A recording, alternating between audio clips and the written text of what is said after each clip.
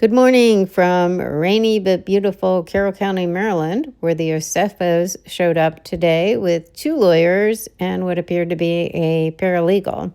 Wendy looked beautiful in a black and white kind of jumper with heels, and Eddie was wearing like a gray suit. They both looked wonderful, but Wendy looked pretty skinny. So I don't know if all this stress is getting to her, but she definitely looked very thin. So in the courtroom, there were less than 15 people in there, which I was very surprised about, and one case was called before theirs. When their case began, the judge, though, was very unhappy that at the last proceeding, someone took a picture in the courtroom, which is definitely against the law in Maryland. You're not allowed to record or take any kind of photography in the courtroom. So he said if it happened again, he would have to put that person in contempt of court and, do more proceedings against them. So he was very strict about that and very strong about that. Mr. Eldridge went first for the Osefo's attorney with his motion to quash.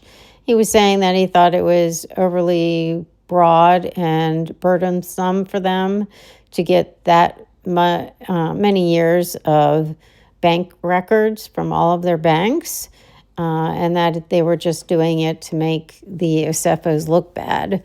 The state got up and said that was not the case at all, and that the banks had no problem supplying all that information to them, and they didn't object to it whatsoever. They also dropped a bombshell that said that they recovered 4 wallets that had 67 credit cards in it, which is insane. But I guess you could have duplicate cards, and I guess, you could have expired cards in there, but that doesn't really make sense. And then the defense got up and said that they were just trying to make the Osefos look bad and make it look like they were in financial troubles and all that kind of thing.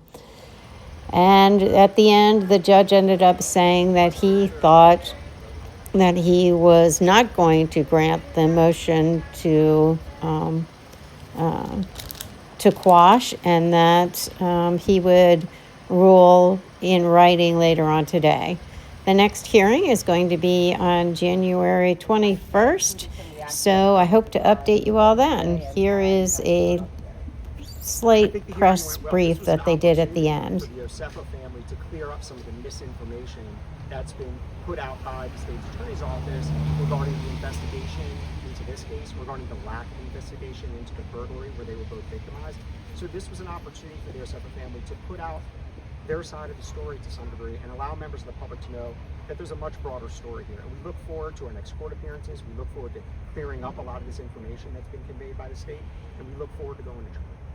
And Wendy, if you don't mind, if I can ask you guys, if you have any direct reaction to some of the charges or the things that were said in court today, specifically the 67 credit cards. At this point, the Osefos aren't going to provide any statements as individuals. Obviously, through counsel, we're going to wait for the judge to render his opinion. We're going to continue to sift through the evidence. And as you heard in court today, even the state acknowledged that some of the records they're seeking could be records that exculpate the Osefos. So obviously, this case is a matter of investigate after charging, and we're going to wait for exactly that. Okay, and speaking of some of the charges that we saw, what is your response to the prosecutors claiming that they are suspicious that a burglary ever happened?